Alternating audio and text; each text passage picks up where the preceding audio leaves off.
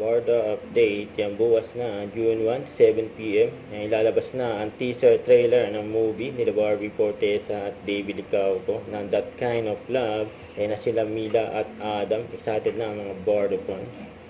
Pag inaanto Ang ka, TikTok ni Barbie. huwag mong labanan. Ako'y paglaban mo. Yun, no? Yan, si Barbie daw ipaglaban. Grabe yun. Ito, post ng GMA Network. May papalabas uli, ang Died Kayo ng Lola Ko, nila Barbie Fortesa at David Licauco. And Lady Luke. Ito yung interview kay David. Very businessman. Tapos kapag mangligaw About that kind of love. And I think ganun ako in real life. So, dinala pa niya sa Korea yung love of his life. Ginawa ko na rin yun. Pumunta na rin ako ng Korea para sa mahal ko.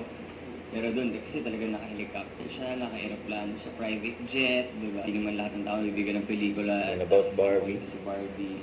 So, to be given that chance, I'm really grateful. I want to get the job done and mahal ko yung ginagawa ko pareho. Kasi kailangan kong About stay sa in the business moment. niya. Siguro minsan, what helps also like yung thinking why I'm doing it. Diba? So,